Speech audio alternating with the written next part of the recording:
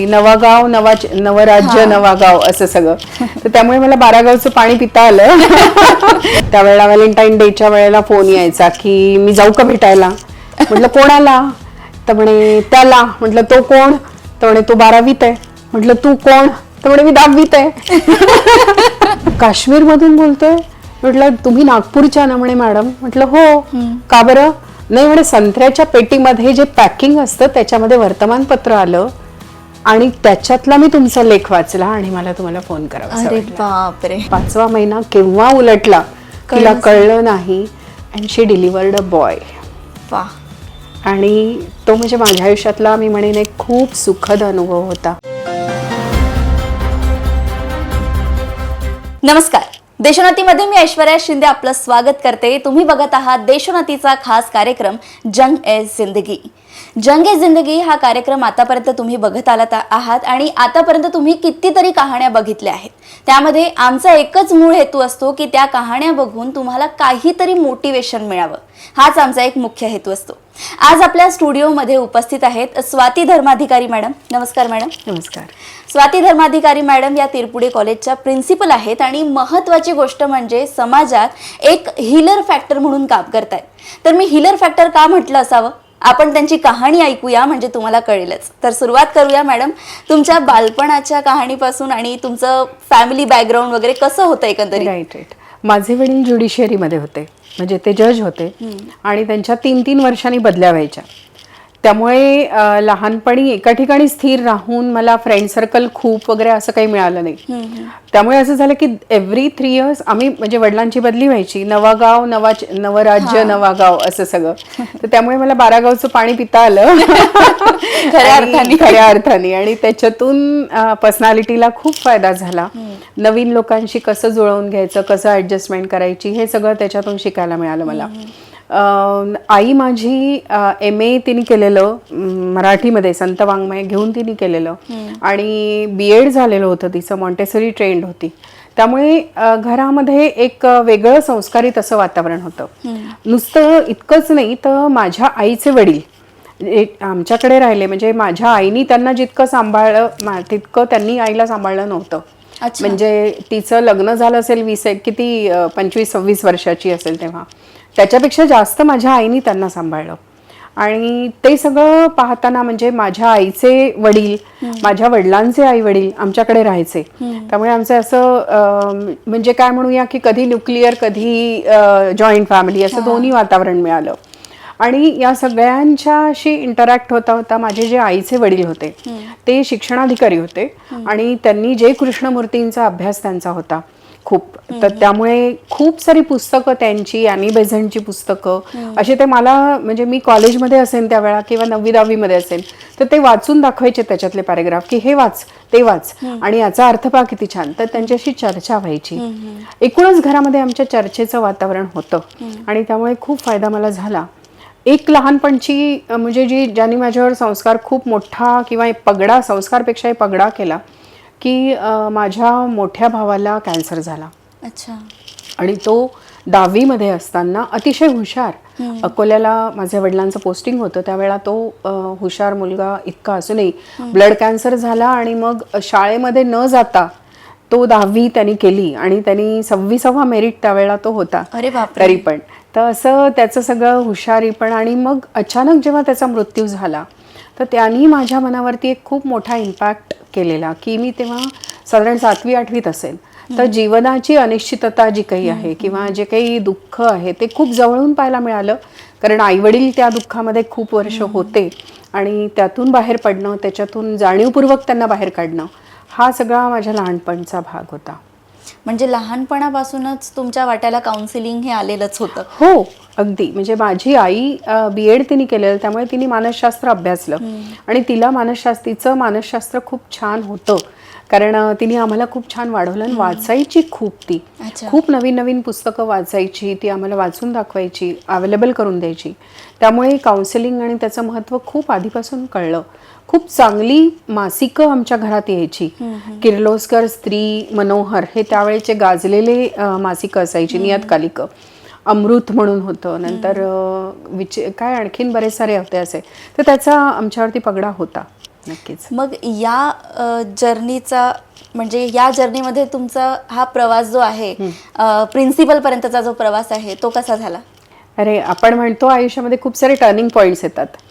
तर मला शिक्षण घ्यायचं, 10वीमध्ये चांगले पर्सेंटेज मिळाले, मग सायन्स घेतलं. मग सायन्स घेतल्यावरती आईने मला वॉर्न केलं होतं, तिने सांगितलं होतं की तू सायन्स घेऊ नको, तुझ्यासाठी ते योग्य नाही आहे. तरी ते जिद्दीला पेटतो आपण की नाही, असं कसं, तू म्हणते तर मी करून दाखवेन. म्हणून मग मी जिद्दीने BSc केलं. पण BSc केल्यानंतर माझ्या लक्षात आलं की नाही, आपल्याला हे काही फारसं सुटेबल नाही. एक ऑर्डिनरी स्टुडंट म्हणून मी त्यावेळेला तिथे राहिले. पण वडिलांची नागपूरला बदली झाली आणि मला मायक्रोबायोलॉजीला ॲडमिशन मिळाली नाही इथे MSc करता. कारण दुसऱ्या युनिव्हर्सिटीच्या फक्त 1 की 2 जणांना ॲडमिशन मिळायची, माझा नंबर लागला नाही त्याच्यात. तर त्यावेळेला मला सायकोलॉजीला ॲडमिशन मिळाली, लॉला मिळाली आणि बॉटनीला मिळाली. पण मनात असं आलं की हे तर बॉटनी तर नाही करायचं आहे. मग लॉ आणि MA सायकोलॉजीमध्ये टायअप होता. तर त्यावेळेला मग असं लक्षात आलं की नाही, मी एक पुस्तक वाचलं. माझी जी एक मैत्रीण होती, तिचं पुस्तक मला वाचायला मिळालं मानसशास्त्राचं. तेव्हा मला लक्षात आलं की हे मला खूप अपील करतंय आणि आपल्याला आपण समजून घेतलं पाहिजे. म्हणून मग मी सायकोलॉजीकडे वळले आणि मग मागे वळून नाही पाहिलं. मग युनिव्हर्सिटी टॉपर आले, मग MPhil केलं, त्याच्यातही टॉपर होते. आणि त्याच वेळेला मला नंदनवन दुर्बल मनस्क मुलांची शाळा इथे काउन्सिलर म्हणून, सायकोलॉजिस्ट म्हणून पार्ट टाइम काम करायची संधी मिळाली. आणि त्या संधीनी माझं पूर्ण आयुष्य बदललं असं मी म्हणू शकेन. कारण तिथे गेल्यावरती जे जग माझ्या समोर आलं ते खूप वेगळं होतं. म्हणजे आतापर्यंत सुरक्षित घरामध्ये आपण असतो, आपल्याला सगळं असं वाटतं सगळं गुडी आहे. पण तिथे गेल्यानंतर जेव्हा मी अनेक दुर्बल मनस्क मुलांशी बोलले, त्यांच्या पेरेंट्सशी बोलले, तेव्हा लक्षात आलं की एक वेगळं जग आहे आणि मग त्याच्यासाठी काम करणं आवश्यक आहे. आणि ते करता करताच मला Tirpude college of social work समाजकार्य महाविद्यालयात एक ॲडव्हर्टाइजमेंट निघाली. तोपर्यंत मला हा कोर्स काय असतो हे सुद्धा माहिती नव्हतं. अच्छा. आणि मग मी तिथे गेले आणि तिथे गेल्यावरती मग एक 4-5 वर्ष काम केल्यानंतर लक्षात आलं की आपण ज्यांना शिकवतो ते आपल्याला माहिती नाही आहेत विषय, मग आपण ते शिकले पाहिजे. म्हणून मग मी तिथे शिक्षकही होते आणि विद्यार्थी पण होते. अरे बापरे. आणि गंमत अशी की मी MSW फर्स्ट इयरला होते आणि मी MSW सेकंड इयरच्या मुलांना गाईड करत होते. तर असं पण होतं काही वर्ष. आणि मग ते सगळं झालं, MSW झालं, मी PhD केलं समाजकार्यामध्ये. आणि मग संधी म्हणजे जवळपास आत्ता 4-5 वर्षापूर्वी आमच्या प्रिन्सिपॉलचं रिटायरमेंट आणि त्यानंतर मला अपॉर्च्युनिटी मिळाली की ऑफिशिएटिंग प्रिन्सिपॉल म्हणून तिथे पोस्ट मिळाली. तर असं ते म्हणजे मी काही जाणीवपूर्वक प्रिन्सिपॉल बनायला गेले नाही. आणि अकॅडमिक्समध्ये मला फारसा इंटरेस्ट नाही. अकॅडमिक इन द सेन्स मला शिकवायला खूप आवडतं, मी त्याच्यात थरोई आहे. पण मला फील्ड जास्त अट्रॅक्ट करतं. त्यामुळे जेव्हा मी तिथे टीचर म्हणून, फॅकल्टी म्हणून, प्राध्यापक म्हणून काम सुरू केलं, तेव्हा हे जे क्षेत्र आहे ज्याच्यामध्ये खूप सारे प्रश्न आहेत समाजामध्ये, त्या प्रश्नांना मला पाहता आलं जवळ. कारण आमच्या मुलांचं प्लेसमेंट फील्डवर्कसाठी, क्षेत्रकार्यासाठी झोपडपट्टीत असतं किंवा विशिष्ट शाळांमध्ये असतं किंवा विशिष्ट म्हणजे अगदीच मेंटल हॉस्पिटलमध्ये सुद्धा मला तिथे काम करायला मिळालं. तर हे सगळं पाहिल्यानंतर लक्षात आलं की समाजामध्ये खूप काम करायची गरज आहे. आणि मानसोपचार म्हण किंवा मानसिक समस्यांना काहीतरी उकल करण्यासाठी लोकांना समुपदेशन हवं आहे. बरोबर. मी जेव्हा फील्डमध्ये आले होते, म्हणजे आता ही जवळपास 1989ची गोष्ट, 1990ची गोष्ट करते मी आता. तर त्यावेळेला नागपूरमध्ये फारसा अवेअरनेस नव्हता समुपदेशन किंवा काउन्सिलिंग बद्दल किंवा सायकोथेरपी बद्दल. तेव्हा तर असं समजलं जायचं की म्हणजे तुम्हाला काउन्सिलिंग पाहिजे म्हणजे तुम्ही पागल आहात. अजूनही आहे तसं. आणि लोक येत नाही, घाबरतात खूप तिकडे यायला. तर ते वातावरण जेव्हा पाहिलं तेव्हा लक्षात आलं की नाही, आपल्याला लोकांमध्ये याची जाणीव जागृती करायला पाहिजे. मग खूप सारी शिबिरं, खूप साऱ्या कार्यशाळा वेगवेगळ्या समूहांबरोबर आम्ही घ्यायला सुरुवात केली.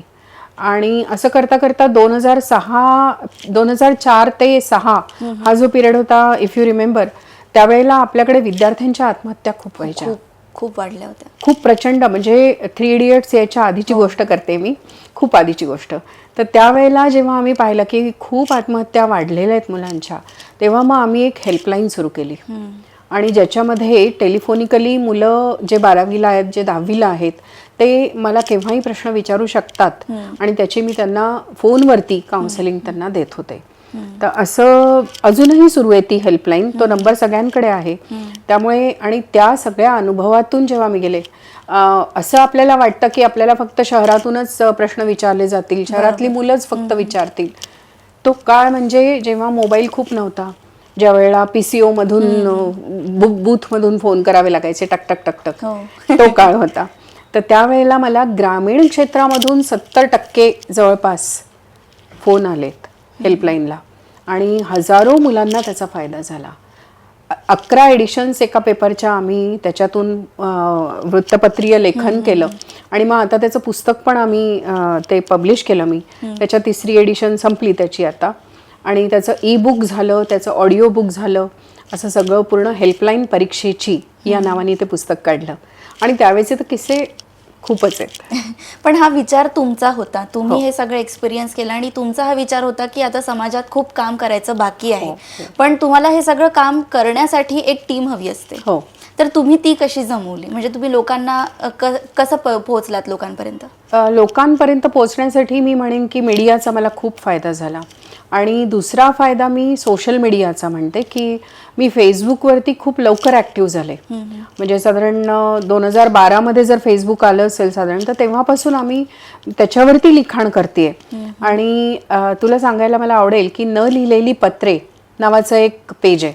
अच्छा. त्याचे आता जवळपास 1 लाखाहून अधिक सबस्क्रायबर आहेत. त्याच्यावरती लिखाण मी सुरू केलं आणि त्याच्यावरून मग पत्र फॉर्मॅटमध्ये आम्ही हे सगळं लिहायचो.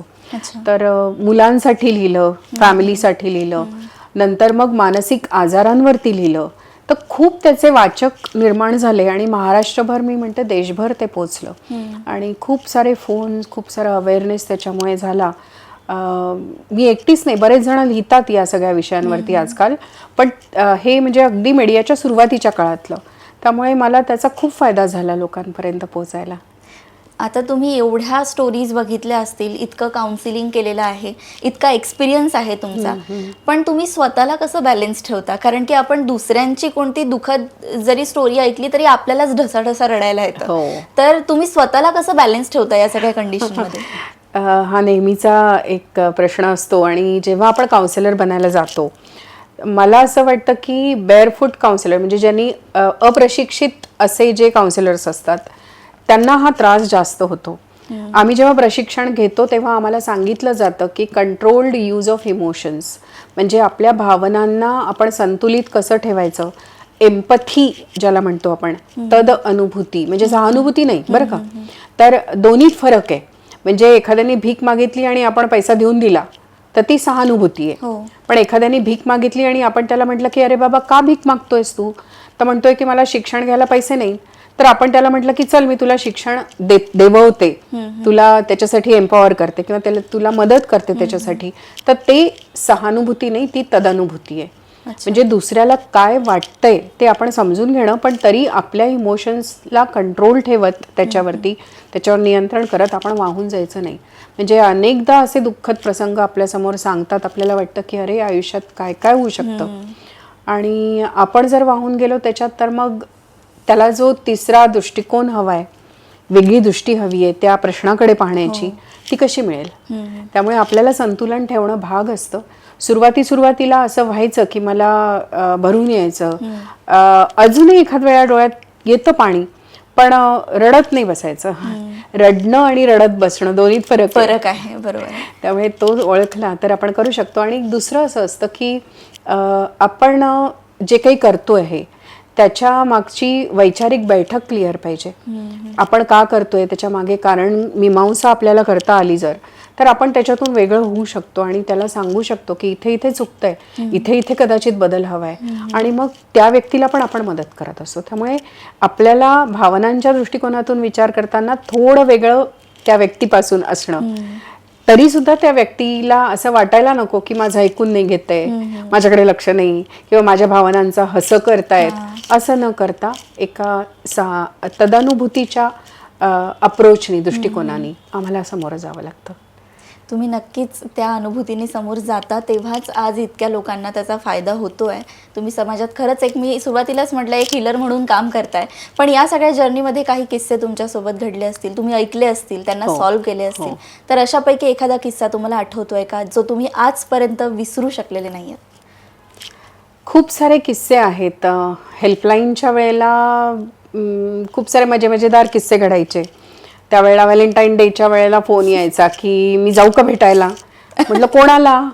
तर म्हणे त्याला. म्हटलं तो कोण? तर म्हणे तो 12वीत आहे. म्हटलं तू कोण? तर म्हणे मी 10वीत आहे. असे किस्से व्हायचे. मग त्यांना सांगावं लागायचं की अरे बाबा आता परीक्षेचं वय नाही तुमचं आहे, तुम्ही इकडे दुर्लक्ष करा थोडं. असे किस्से घडायचे. त्याच्यानंतर एक गोड फोन आला मला की ताई मला खूप रडायला येत आहे. म्हटलं काय झालं? तर म्हणे मी एकटी आहे आणि माझे आई वडील माझ्यासाठी खूप करतात. तर म्हणे मला भरून येतं, मी कसं करू? शी वॉज सो इमोशनल. म्हणजे ती इतकी इमोशनल होती की माझे आई वडील इतकं कशासाठी माझ्यासाठी करतायत. तर तिला सांगायला हवं की बाबा हा तुझा आताचा पिरियड आहे की तू घेणार आता, तू मोठी झाल्यावरती तू ते देणारही आहे. तर असे किस्से होते. एक किस्सा आठवतो मला, रात्री 2 वाजता फोन आला. त्यावेळेला मोबाईल्स होते, हां म्हणजे टेलिकाउन्सिलिंग आहे हे सगळं, 2006च्या आसपासची गोष्ट. तर त्यावेळेला फोन आला मला, किंवा त्याच्यानंतरही असेल कदाचित, आठवत नाही मला एक्झॅक्ट वर्ष. तर फोन आला आणि मला टकटक मी आता आत्महत्या करते असा फोन आला. म्हटलं बापरे, रात्री 2 वाजता फोन आलेला. म्हणून मी एकदम अलर्ट झाले आणि बाजूलाच म्हणजे माझा नवराही होता, तर तोही एकदम सटपटला की बापरे एकदम असा काय 2 वाजता फोन आला, कोण आहे काय आहे वगैरे. तर मी सांगितलं सगळं की असं खूण करून सांगितलं की थांब जरा. आणि सारखं सारखं जेव्हा म्हणायला लागली मी आत्महत्या करते, मी आत्महत्या करते, म्हटलं तू कुठे आहे, तू आसपास तुझ्या काय आहे सांग मला. तर तिने सांगितलं की म्हणे माझ्या आसपास ना म्हणे पाणी आहे म्हणे. म्हटलं पाणी? पाणी कसं काय असू शकतं तुझ्या भोवती? आणि म्हटलं तू आणखीन कोण आहे म्हटलं तुझ्या बाजूला, पाण्यामध्ये उभी आहे, असं आहे तसं आहे. मी सरळ परत मोबाईल असा दूर करून पाहिला तर लँडलाईनचा नंबर होता. आणि लँडलाईनच्या नंबरवरून ती स्किझोफ्रेनिक होती पेशंट, जी मला फोन करून सांगत होती की मी आत्महत्या करते आहे. मग मी तिला बोलण्यात गुंतवलं. मी तिला सारखं विचारते की तुझ्या आसपास काय आहे. बटन लागला हाताला तिच्या. म्हटलं लाव बटन, स्विच ऑन कर. मग तिने लाईट लावला. म्हटलं तुझ्या भोवती कोणी आहे का? तर म्हणे हो माझा मुलगा आहे. म्हटलं त्याला बोलव. मग त्या मुलाला फोनवरती बोलवलं, त्याला सांगितलं. पण म्हणजे असे काहीतरी विचित्र घटना घडते की जी आपल्याला लक्षात राहते. एकदा काउन्सिलिंगचा इफेक्ट म्हणजे लिखाणाचा इफेक्ट किती होतो पहा. म्हणजे त्यावेळेला मी ज्या वर्तमानपत्रातून ती लेखमाला लिहायचे, तर एक दिवस मला फोन आला, पिरमगुट पुण्याच्या जवळचं. तिथे म्हणे आम्ही आत्ता तुमच्या लेखाचं सामूहिक वाचन केलं. तो लेख होता दारूमुक्तीवरचा आणि त्याचा मुलांच्या अभ्यासावर कसा परिणाम होतो हे सांगणारा, की दारूपासून दूर मुलांच्या भविष्यासाठी, असं त्याचं टायटल होतं. आणि तो जो फोन आला त्यांनी सांगितलं की आम्ही 25 ड्रायव्हर्स इथे बसलेलो आहोत, आम्ही तुमच्या या लेखाचं वाचन केलं आणि आम्ही आता निश्चय करतोय, आम्ही शपथ घेतोय की आम्ही याच्या पुढे दारू पिणार नाही. बापरे, खूप मोठी गोष्ट आहे. खूप मोठी गोष्ट आहे. पुढे काय झालं मला माहिती नाही की त्यांनी खरंच सोडलं किंवा काय. दारू सोडणं इतकं सोपं नाहीये, पण हा विचार मनात येऊ शकला तेव्हा मला ताकद कळली शब्दांची, की शब्द किती महत्वाचे आहेत, वर्तमानपत्र किती महत्वाची आहेत. मला असं वाटायचं की काय आपण लिहितोय आणि त्याचा काही उपयोग नाहीये. बरोबर. एक दिवस मला फोन आला, म्हणजे किती किस्से आहेत सांगते मी त्या हेल्पलाईनच्या सारखे. तर एक दिवस मला फोन आला, म्हणे ताई तुमचं मी आत्ता लेख वाचला. म्हटलं मग? म्हणे मला तुम्हाला धन्यवाद द्यायचे आहे. म्हटलं कुठून बोलताय तुम्ही? तर म्हणे मी काश्मीरमधून बोलतोय. अरे बापरे, काश्मीरमधून बोलतोय? म्हटलं तुम्ही नागपूरच्या ना? म्हणे मॅडम. म्हटलं हो. का बरं? नाही म्हणे संत्र्याच्या पेटीमध्ये जे पॅकिंग असतं त्याच्यामध्ये वर्तमानपत्र आलं आणि त्याच्यातला मी तुमचा लेख वाचला आणि मला तुम्हाला फोन करावा. अरे बापरे. म्हणजे कुठून कुठे जाईल काही सांगता नाही. आणि ते म्हणतात की शब्द ही दुधारी तलवार आहे, ती एकतर तुमच्यावर आघातही करू शकते आणि तुम्हाला हीलही करू शकते. फक्त त्याचा वापर कसा करायचा आहे तो तुमच्यावर डिपेंडेंट आहे. पण एखादा असा पर्सनल तुम्ही भेट घेतली आहे कोणत्या व्यक्तीची, तर तो एखादा किस्सा जर तुम्हाला आठवत असेल जो तुम्ही विसरू शकला नाहीये? हो, एक केस होती माझी, खूप वेगळी केस आहे ती. म्हणजे मी म्हणेन की सार्थक झालं माझं काउन्सिलिंगचं. मी गोष्टीच्या रूपातही ते लिहिलं आहे. एक मला गायनेकोलॉजिस्टकडून फोन आला, म्हणे तुम्ही काउन्सिलिंग करता? तर म्हटलं हो. डॉक्टर मुकादम म्हणून होत्या, सर मुकादम, त्यांनी फोन केला. तर म्हणे मी एक रेफर करते तुमच्याकडे केस. तर का बरं म्हटलं. म्हणे तिचं सारखं ॲबॉर्शन होत आहे आणि 5व्या महिन्यातच होत आहे म्हणे. अच्छा. तिच्या प्रेग्नन्सीच्या 5व्या महिन्यात तिचं ॲबॉर्शन व्हायचं. म्हणजे ती पुढे जाऊ शकत नव्हती, ती प्रेग्नन्सी पूर्ण होऊ शकत नव्हती. असं म्हणे 3-4दा झालंय तिच्या बाबतीमध्ये. मला असं वाटतं की तुम्ही तिचं प्रयत्न करा काउन्सिलिंग करायचा.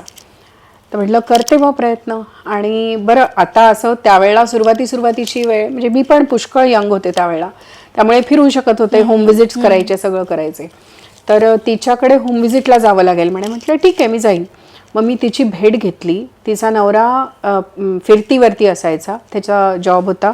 तो काही दिवस इथे असायचा, काही दिवस बाहेर जावं लागायचं त्याला. तिच्यासोबत तिची मावशी असायची आणि शी वॉज व्हेरी निगेटिव्ह, खूप निगेटिव्ह थिंकिंग असलेली ती बाई होती. अच्छा. मावशी होती तिची ती. आणि खूप घाबरट असं सगळं वातावरण, की नवरा नाही तिथे, एकटी आहे ही आणि मावशी आहे, तिला आपल्यामुळे थांबावं लागतंय, ती पण निगेटिव्ह, सगळं असं. तर आता काय करायचं, तिचं काउन्सिलिंग कसं करायचं. 3ऱ्या महिन्यानंतर मी काउन्सिलिंग सुरू केलेलं होतं साधारण. म्हटलं तुला का गं, तुला काय वाटतं की तुझं बाळ किती जगावं. तर ती माझ्याकडे अशी विचित्र नजरेने पाहते, म्हणे हा काय प्रश्न आहे म्हणे. मला तर वाटतं 100 वर्ष जगावं. म्हटलं एक्झॅक्टली. म्हटलं तू शिकली आहेस काहीतरी. ती ना BFA केलेली मुलगी आहे, म्हणजे फाईन आर्ट्समध्ये तिने केलेलं होतं. तर म्हटलं 100 वर्ष जगावं वाटतंय ना तुला तुझं बाळ. तर म्हटलं दर वाढदिवसाला त्या बाळाला एक तू केलेलं ग्रीटिंग मिळावं, असं का नाही वाटत तुला. हो म्हणे वाटेल, मला जरूर वाटेल. म्हटलं तू आता नुसती काय करतेय, नुसती दिवसभर घरात आहेस. तर म्हटलं रोज एक बनव ग्रीटिंग. आणि तुला सांगते तिने 100 काय 150 ग्रीटिंग्स बनवली असतील. आणि तिच्या म्हटलं ती नुसती ठेवून नाही द्यायची ती म्हटलं तुझ्या पलंगाच्या भोवती टांग सगळीकडे. आणि ती अशी एक एक करत जायची आणि ते सगळे आम्ही असे पूर्ण पाहत जायचो की रोज वाढतायत ग्रीटिंग्स. आणि असे पूर्ण तिचे सगळे ते पूर्ण झाला. 5वा महिना केव्हा उलटला तिला कळलं नाही. And she delivered a boy. आणि तो म्हणजे माझ्या आयुष्यातला मी म्हणेन एक खूप सुखद अनुभव होता. म्हणजे तिला पुनर्जन्म मिळाल्यासारखंच झालं ते तिला आणि तिच्या बाळाला. Family was so happy. म्हणजे माझ्याकडे त्यांची मेल पण आहे आता. खूप त्यांना आनंद झाला आणि प्रश्नच नाही. म्हणजे एन्झायटी जेव्हा वाढते ना माणसाची, तेव्हा खूप आपल्या शरीरावर परिणाम होऊ शकतात. आणि तिच्या अनफॉर्च्युनेटली ते त्या बाळावरही होत होते. आणि त्यामुळे ते एन्झायटी जेव्हा वाढते तेव्हा काय काय होऊ शकेल ते सांगता नाही येत. तर ते जेव्हा तिचं रिलीव्ह झालं टेन्शन, तिला रिलॅक्स केलं. तिच्या मावशीला पण काउन्सिलिंग केलं. तिच्या मिस्टरांना सांगितलं की बाबा तुम्ही पण थांबा, सपोर्टिंग तिला राहा, खूप जास्त बाहेरचे दौरे करू नका तुम्ही, शक्य असेल तर. तर हे सगळे फॅक्टर्स कॉन्ट्रीब्युटिंग फॅक्टर्स होते. पण तिचं स्वतःचं डायव्हर्शन आणि तिने जी एक सर्जनशीलता स्वतःमध्ये डेव्हलप केली, त्याचा हा परिणाम होता. आणि हे म्हणजे मॅजिक मी म्हणेन की ती खूप मोठी मॅजिक होती आणि ते अविस्मरणीय आहे ते माझ्यासाठी. खरंच आहे. म्हणजे ही खूप मोठी गोष्ट. आणि जसं म्हटलं मी की तिच्यासाठी आणि तिच्या फॅमिलीसाठी पुनर्जन्माचीच गोष्ट झाली. पण मॅडम तुमचा एक अजून एक कन्सेप्ट आहे ह्युमन लायब्ररी म्हणून. तर त्याबद्दल आम्हाला काहीतरी सांगा की ती ॲक्च्युअल कन्सेप्ट काय आहे आणि त्याची प्रेरणा तुम्हाला कुठून मिळाली. ही कन्सेप्ट माझी नाही. पहिल्यांदा रूबरू ह्युमन लायब्ररी असं त्याचं नाव आहे नागपूरच्या आमच्या. आणि त्याची टॅगलाईन आहे मेरी कहाणी मेरी जुबानी. अच्छा. हां. आणि आम्ही म्हणजे मी मगाशी उल्लेख केला न लिहिलेली पत्र. तर त्याचे जे संस्थापक आहेत, ज्यांनी सुरू केलं होतं ते पेज, ते आहेत विक्रम भागवत. त्यांची मुलगी पण सायकोलॉजिस्ट आहे, पण ती ठाण्याला असते. तर तिने कुठेतरी एक पोस्ट वाचली, डेन्मार्कमध्ये अशी ह्युमन लायब्ररी आहे आणि खूप सारे पूर्वग्रह असतात आपले अनेक गोष्टींच्या बाबतीत. अनेक गोष्टींबद्दल आपल्या काहीतरी विशिष्ट धारणा असतात की हे असंच असेल. एखादी विधवा म्हणजे मग तिचं आयुष्य असंच असेल, किंवा एखादी पीडित व्यक्ती असेल तर ती अपंग व्यक्ती असेल तर ती काहीच करू शकणार नाही. तर असे जे पूर्वग्रह असतात त्याला दूर करण्यासाठी त्या व्यक्तीला समोर आणायचं जी त्या गोष्टीतून गेलेली आहे.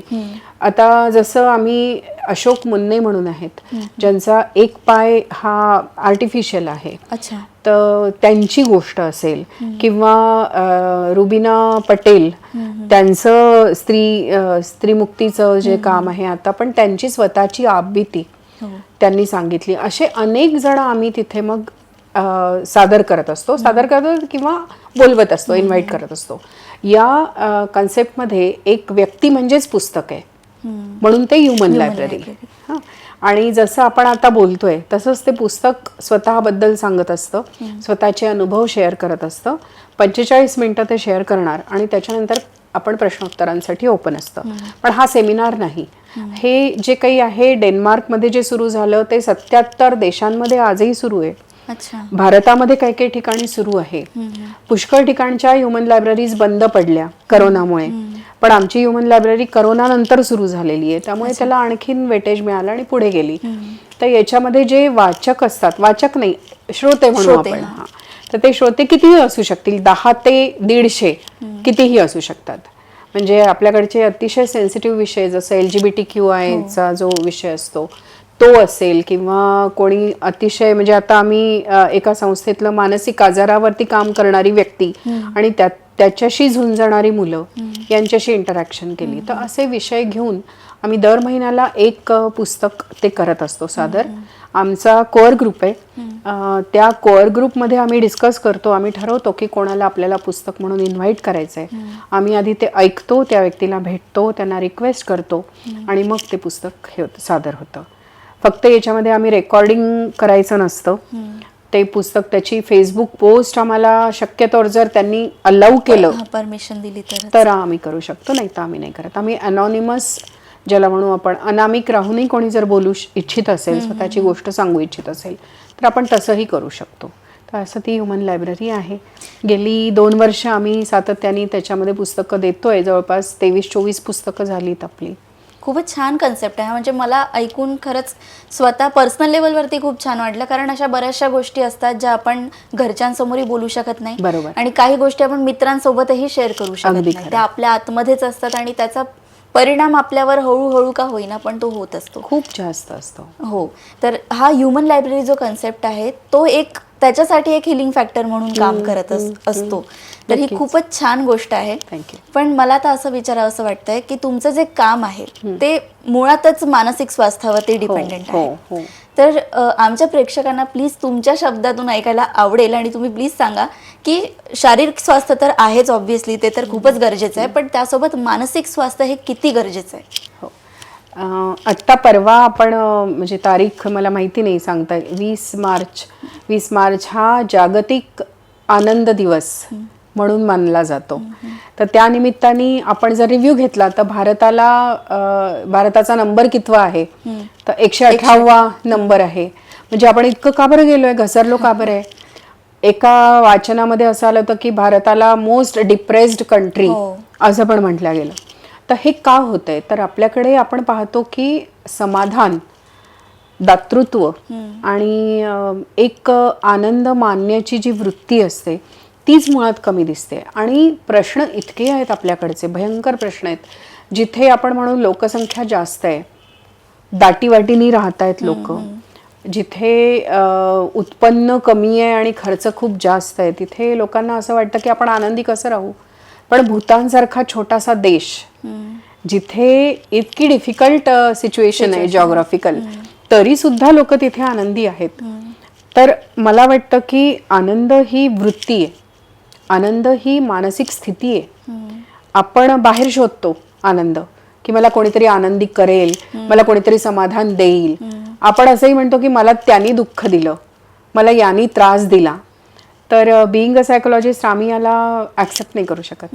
आम्ही हे म्हणतो की स्थिती कोणची असली तरी आपलं पाहण्याचा जो दृष्टिकोन आहे तो कसा आहे, तो सकारात्मक असेल तर पुष्कळ साऱ्या गोष्टी बदलतात. बरोबर. आणि नुसतं सकारात्मक नाही, मला असं वाटतं त्याच्यामधून समाधानापर्यंत पोहोचणं, आनंदी राहणं, तो चॉईस आपला असणं हे आवश्यक आहे.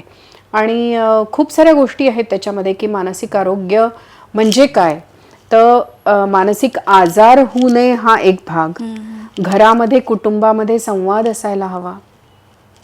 कोणीतरी ऐकून घेतंय, कोणीतरी समजून घेतंय, हे पाहिजे. आणि आता म्हणजे कोणची जनरेशन बीटा है ना, जनरेशन बीटा पर्यंत आपण आलो. तर या जनरेशन्स मध्ये ज्या गॅप्स आहेत, म्हणजे जेन झी, जेन अल्फा, जेन बीटा पर्यंत आपण आलो, तर जे काही जनरेशन्स मधले ताण असतील, तणाव असतील, तर ते आपल्याला सौहार्दपूर्ण वातावरणात हल करता येतात का? आपण एकमेकांशी बोलतो का? एकत्र जेवतो तरी का? आजकाल टीव्ही समोर बसलो आपण, आपलं काहीतरी ठुसतोय तोंडात आणि जंक फूड वगैरे, ते तर म्हणजे घिसापिट्या गोष्टी झाल्यात. पण मला असं वाटतं मानसिक आरोग्याच्या दृष्टीने सगळ्यात महत्वाचं आहे म्हणजे आपण स्वतःचं आयुष्य कसं जगतो. आपल्या आयुष्याला आपण आध्यात्मिक अर्थ काय देतो. आणि आध्यात्मिकचा अर्थ पूजा अर्चना नाही. अध्यात्माचा अर्थ आहे की मी माझ्या जीवनाला, माझ्या जगण्याला काय अर्थ देते, काय प्रयोजन देते. What is the goal of my life, that matters. आणि तो गोल ज्याला सापडला, ते ध्येय ज्याला सापडलं, मग त्याला कोणतंच ॲडिक्शनची गरज नाही. त्याला त्या ध्येयाचंच ॲडिक्शन लागतं, बरोबर, की मी हेच करीन आता. ज्याला आयुष्यामध्ये हे काय म्हणूया श्रेयस्कर असतात काही गोष्टी, काही गोष्टी प्रिय असतात. बरोबर. तर दोन्ही मधला झगडा जो असतो की मी मला जे आवडतं तेच करणार, पण ते संयुक्तिक आहे का, ते खरंच गरजेचं आहे का, ते खरंच हेल्दी आहे का आपल्यासाठी आणि लोकांसाठी, इतरांसाठी सुद्धा. तर हे पाहत पाहत आपल्याला पुढे जायचं आहे. आणि adjustment is not a bad word असं मी म्हणेन. म्हणजे आजकाल आपल्याला कॉम्प्रोमाइज नको वाटतो, आपल्याला वाटतं की ॲडजस्टमेंट नको, नो नो ॲडजस्टमेंट्स, मला पाहिजे तसं मी जगीन. तर तसं नाही आहे. आपल्याला एकट्याने जगण्यासाठी आपण नाही जन्माला आलो. We are a social human being, social animal. त्यामुळे इतरांनाही आपण आपल्यासोबत घेऊन जर जाऊ शकलो तर पुढे जाता येतं. आणि एकटं राहू नका, हे सगळ्यात महत्त्वाचं आहे. की जो विड्रॉ होतो, थोडंसं दुःख आलं, थोडंसं काहीतरी वेगळा आघात झाला, आपण समाजापासून दूर जातो, तर ती वृत्ती नको आपल्याला.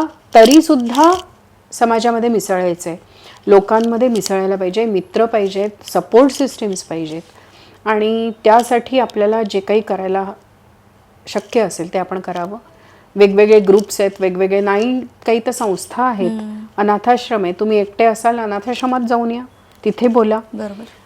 आणि नाती महत्त्वाची आहेत हे ओळखलं ज्यांनी, त्याला ज्यांनी संगोपन केलं, तर केव्हाही त्या व्यक्तीला त्याचा फायदा होऊ शकतो. आणि नाती गोती नसतात, काही असतात गोती जी गोत्यात आणतात.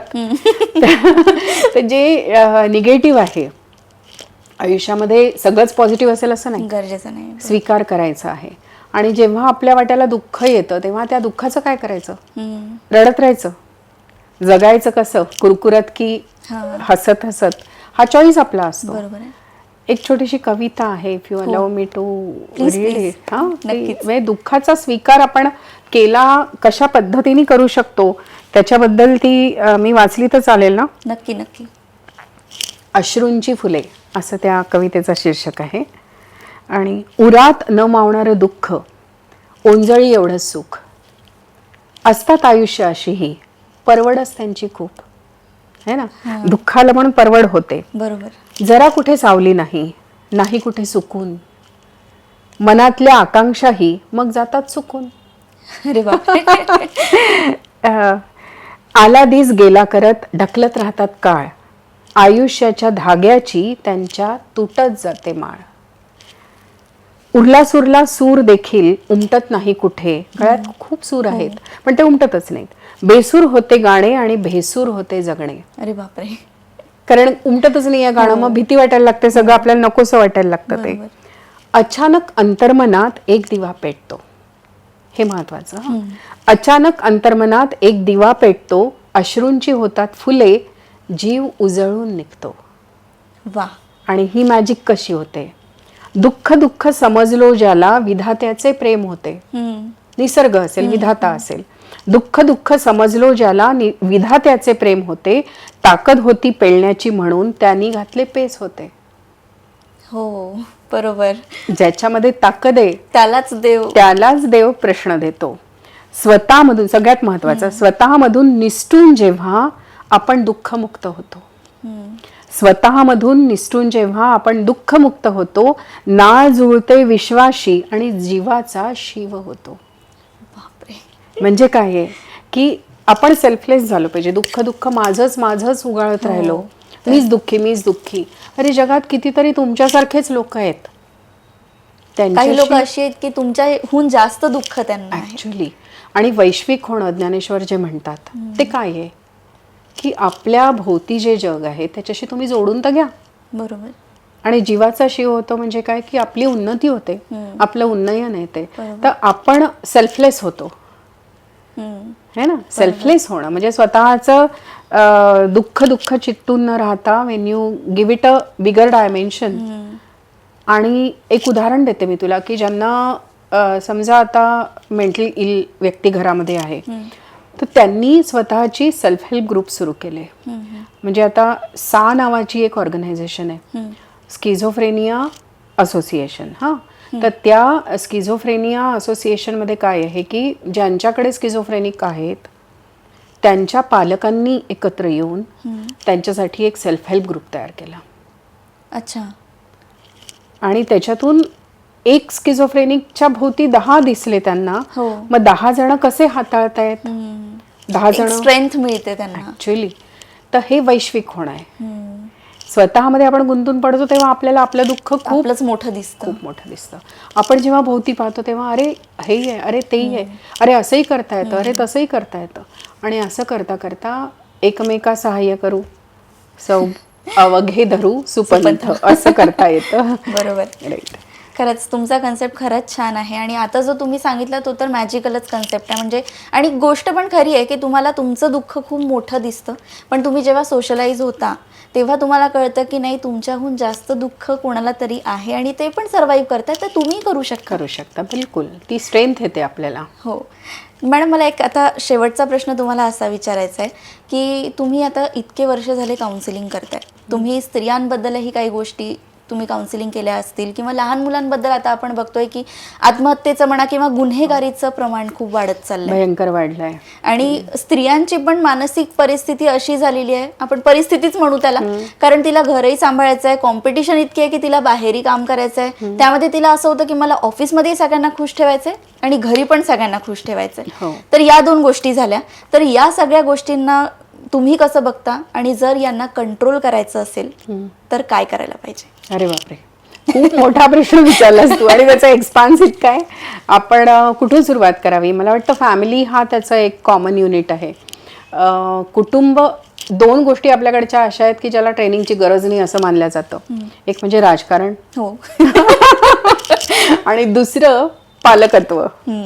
की पालकत्वाचं ट्रेनिंग घ्यायची की गरज नाही, आपण पडलो की येतच ते सगळं नॅचरली येतं. म्हणजे लग्नाची सुद्धा पूर्वतयारी करावी लागते वगैरे, कोणी आजकाल मानायला लागले, पूर्वी असा विचार नव्हता.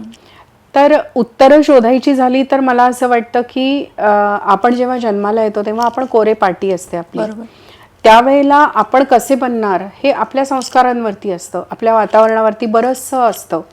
तर त्यात ज्या काही चुका होत आहेत, पालकत्वाच्या चुका होऊ शकतात, म्हणजे पालक चुकतच नाही अशातला भाग नाही, पालकत्वाच्या चुका होऊ शकतात. आणि त्याच्यामध्ये स्त्री पुरुष आणि मग त्यांचे कार्यविभागणी, त्यांचं रोल्स, त्यांच्या भूमिका या आपल्यावरती बिंबवल्या जातात आणि त्या आपण आत्मसात करत जातो. आणि त्याच्यातून मी कशी आहे किंवा मी कसा आहे हे सगळं त्याच्यातून येतं.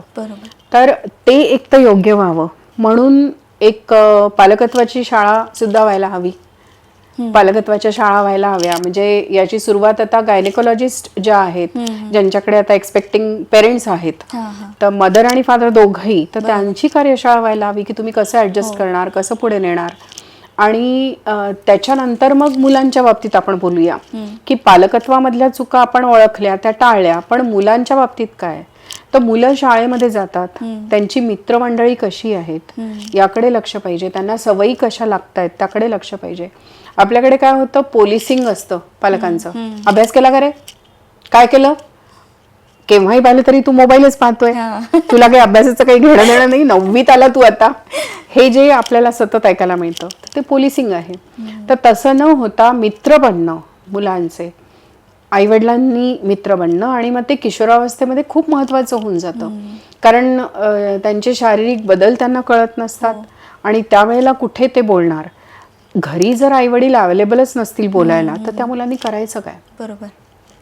मग याच्यावरती उत्तर आपल्याला शोधता येतात, ज्याला आजकाल NEP जी आहे म्हणजे न्यू एज्युकेशन पॉलिसी किंवा नॅशनल एज्युकेशन पॉलिसी जी आहे त्याच्यामध्ये त्यांनी म्हटलंय की प्रत्येक शाळेमध्ये समुपदेशक असायला हवा आणि काउन्सिलर आणि सायकोलॉजिस्ट कोणीतरी असायला हवं.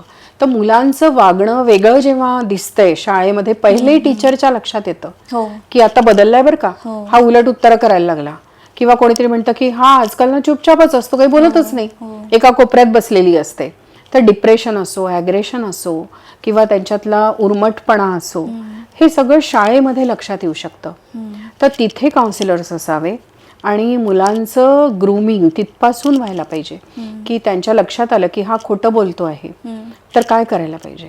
किंवा आजकाल मुलांचे हट्ट असतात खूप, मला मोबाईल पाहिजे, मी आता मला पाहिजे म्हणजे पाहिजे, मला ॲपलचाच पाहिजे आणि मग मला 10वी झाल्या झाल्या मोटरसायकल पाहिजे. हे जे काही मुलांचे आग्रह असतात त्याला कसं हँडल करायचं हे पालकांनाही सांगायला पाहिजे की अशा हट्टांना तुम्ही कसं हँडल करणार आहात. कारण आग्रही आक्रमक होणारी मुलं वाढलेली आहेत, ज्याला आम्ही बॉर्डरलाईन डिसऑर्डर्स म्हणतो, त्या पर्सनॅलिटी डिसऑर्डर्स आजकाल वाढलेल्या आहेत. गुन्हेगारी प्रवृत्ती वाढली आहे याचं कारण मला असं वाटतं की फास्ट लाईफस्टाईल आहे आणि ज्याला आपण म्हणूया हाव किंवा ग्रीड ज्याला म्हणू आपण, ती खूप आहे की मला दुसऱ्याकडे आहे ना मग मलाही पाहिजे तसंच, हे कंपॅरिझन करून पुढे जाणं आहे. तर त्यासाठी आपल्याला मुलांना त्याच्याबद्दल बोलल्या गेलं पाहिजे मुलांची की का आणि केव्हा, आणि ज्याला आपण म्हणूया की ग्रॅटिफिकेशन म्हणजे समाधान, त्यांच्या ज्या डिमांड्स आहेत, गरजा नाही बरं, डिमांड्स, तर त्या डिमांड्सना थोडंसं त्यांनी पुढे ढकलणं, त्याला आपण म्हणूया की डेफर करणं किंवा त्याला आणखीन थोडंसं आपण उशिरा त्यापूर्ती त्याची करणं किंवा नाहीचा स्वीकार, हे सुद्धा मुलांना शिकवायला पाहिजे की नाही म्हटल्या गेलंय तर मुलं चिडतात खूप. म्हणजे माझ्यासमोर एक केस होती, त्या मुलीला मोबाईल नाही मिळाला तर तिने वडिलांवरती सुरा काढला. अरे बापरे. तर इतकं ॲग्रेशन, भयंकर ॲग्रेशन आहे. म्हणजे तुम्ही नाती पण विसरले एका मोबाईलसाठी. तर हे जे आहे याला आळा घालायचा असेल तर आपल्याला त्या मुलांच्या मानसिकतेला ओळखलं पाहिजे, त्यांच्याशी संवाद पाहिजे, मन की बात मुलांची कळली पाहिजे आपल्याला. आणि तो संवाद जर आईवडिलांशी बंद झाला तर कुठलं तरी दार तर उघडं पाहिजे. म्हणून मग समुपदेशक, म्हणून मग या सगळ्या गोष्टी आहेत, काउन्सिलिंग किंवा हे सगळं, की तिथे येऊन मुलं मोकळेपणाने बोलतील. तर स्कूल मेंटल हेल्थचा कार्यक्रम असतो जो आपल्याला पुढे नेता येतो. एक आहे किशोरावस्था शिक्षण, ज्याच्यामध्ये ॲडोलसन्स एज्युकेशन म्हणतो आपण, ते द्यायला पाहिजे. आणि मग करिअर गायडन्स आहे, करिअर काउन्सिलिंग आहे.